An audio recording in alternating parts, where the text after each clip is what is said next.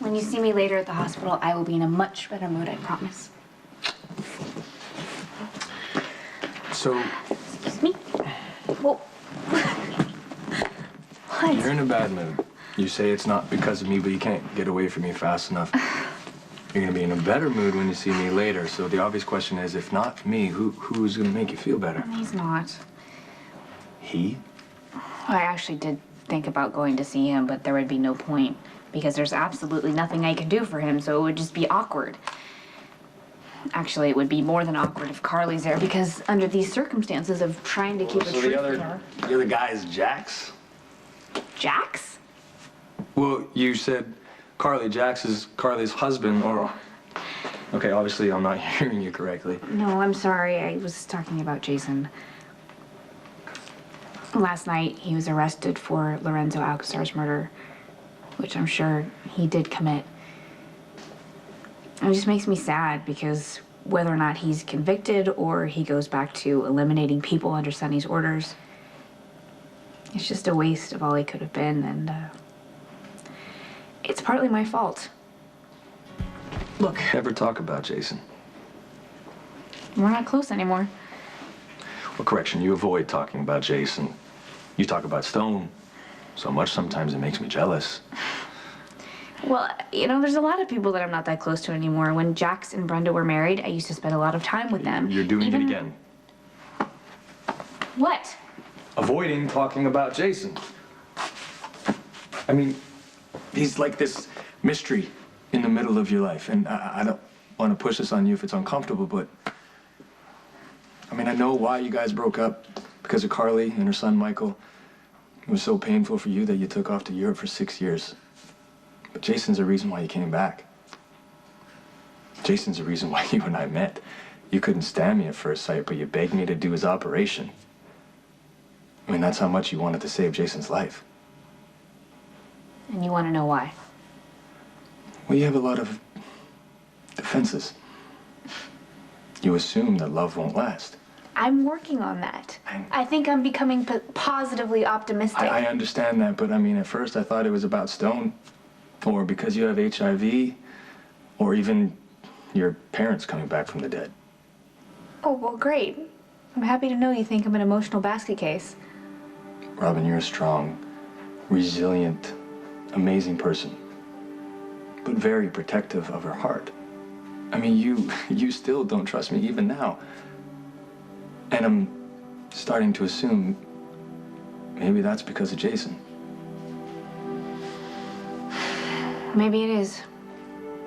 Jason and I loved and trusted each other completely, and we broke each other's hearts. Okay, I don't know if I told you, but I had a huge crush on Jason when I was in high school. He was so different before the accident.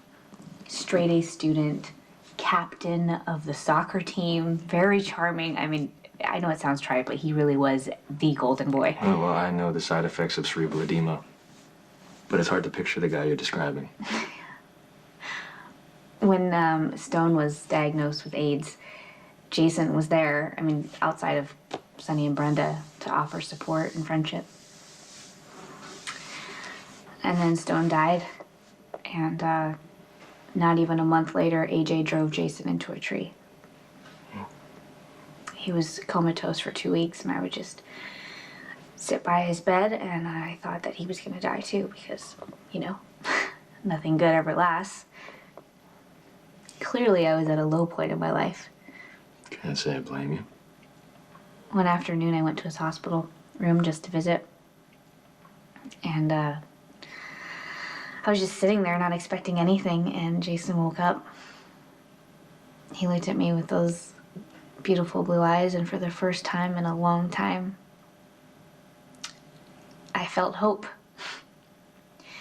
It was clear right away that he had brain damage, suffered memory loss, personality shift. His family closed ranks around him. I mean, they just wanted their son back. Well, the attending neurologist didn't say that the damage could be permanent?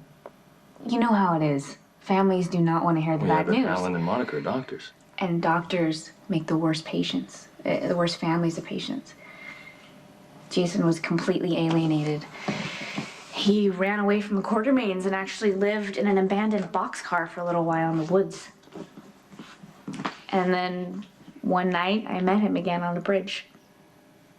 What bridge? The one past the gorge on Evergreen Point. It's gone now, and the city tore it down because it was a safety hazard. Stone's Ashes. That's the one. That's where I would go to remember Stone. It was the only place that I didn't have to pretend to be strong. I could be as sad and miserable as I wanted to be. And then one night Jason showed up. You know the amazing part? I still didn't have to pretend to be strong. He didn't need me to be brave, optimistic Robin. He was 2 months out of the hospital with severe head trauma, and he had no expectations. When I was with Jason, I stopped hurting. Sometimes I even laughed. And you fell in love. To be much closer to Sonny. To say that we bonded over Stone's death would be a complete understatement. He took care of all of Stone's medical bills. I mean, he was the first person in the room with me when Stone died. So maybe that gives you an idea of how I could rationalize the way he made his money. Did you introduce Jason to Sonny? I facilitated the friendship. I reinforced the fact that Sonny was someone that Jason could trust. The night that Sonny's first wife died, the night a car bomb went off and killed her, I thought Sonny might do something to himself, so I sent Jason over there. Sent him? Absolutely. Jason trusted me so completely that I could literally tell him what to do. I liked that. I got used to being the arbiter of right and wrong in Jason's life. He had this very childlike way of compartmentalizing things. It was like what he did for Sonny was completely separate from anything that I taught him about ethics. So he got this completely schizophrenic moral code where on the one hand, he was the most gentle, honest person you had ever met, and then on the other hand, he's a killer. And it didn't have to be that way. You know, if I had just been a little bit more realistic about Sonny, if I had encouraged Jason to do something else rather than pick up a gun. I had no idea you carried this much guilt still about it. I'm not.